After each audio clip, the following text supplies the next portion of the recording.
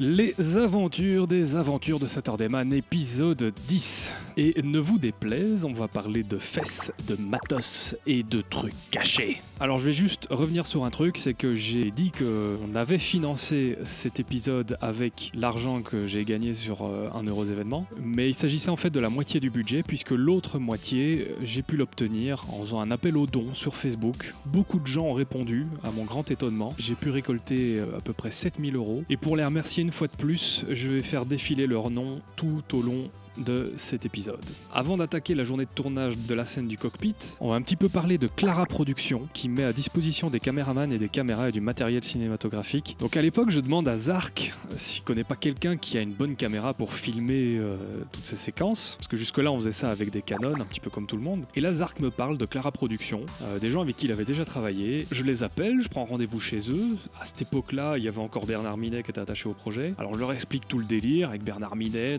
et eux ça les branche, mais totalement. Ils sont absolument pas habitués à ça, ils font généralement du documentaire ou des petits films qui se font en interne dans les boîtes. Chacun de nous contribue à la réussite de l'entreprise. Et c'est donc là que je fais la rencontre de Sem et Ben, qui deviendront de très bons amis, en plus d'être mes caméramans attitrés. J'ai vraiment eu très peur au moment où Bernard Minet a lâché l'affaire, parce que je me suis dit, je vais les perdre à tous les coups. Et pourtant, ils m'ont dit, pas de souci, on est derrière toi, on sera là pour finir ton tournage. Tout ça quand même grâce à Guy, qui était à l'époque le boss chez Clara Prod, et qui a accepté très gracieusement de me soutenir dans ce projet un petit peu...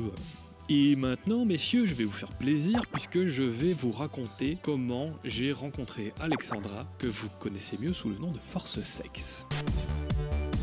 Je suis Force Sex.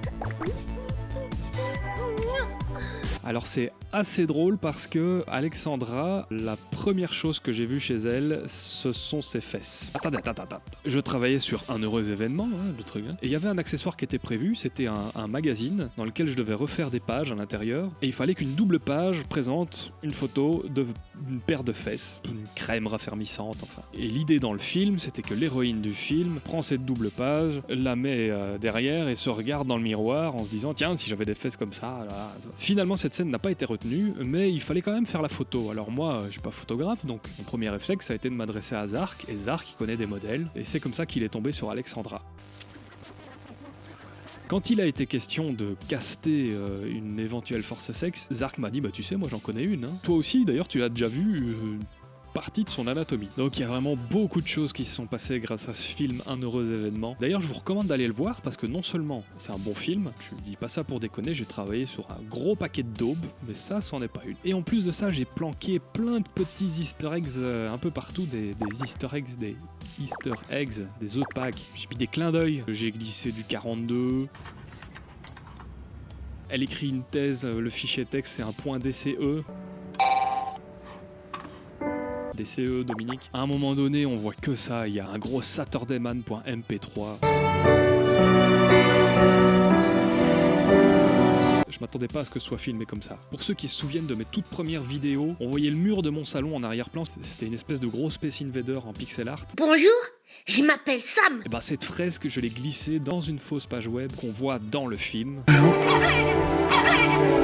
J'ai aidé les accessoiristes à créer un accessoire qui soit un peu cohérent. Même si là... Et puis alors, le meilleur easter egg, c'est quand même ma tronche, quoi. Ma tronche qui apparaît,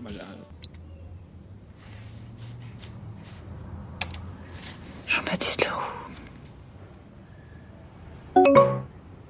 Enfin bref, revenons à Alexandra. Donc je lui écris et je lui explique grosso modo ce qu'elle va devoir faire, donc jouer le rôle de Force Sex. Ce à quoi elle me répond, j'ai plus le mail, j'aurais dû le garder, mais elle me répond qu'elle viendra en toute sympathie, mais qu'elle ne fait pas de pornographie. C'est quand même une nana qui a l'art de dire les choses cash. Après ça, j'ai appelé Itzal et puis on a commencé les essayages. Regardez les photos. À ce moment-là, c'était jaune parce qu'en fait, Itzal fabriquait le patron du costume. Mais tout ça nous éloigne quelque peu de cette séquence du cockpit, qui doit d'ailleurs m'amener à vous parler d'une poitrine encore plus grosse que celle de Force Sex. Et pour compléter le tableau, d'explosions tout à fait flippantes. Mais ça, ce sera pour l'épisode 11.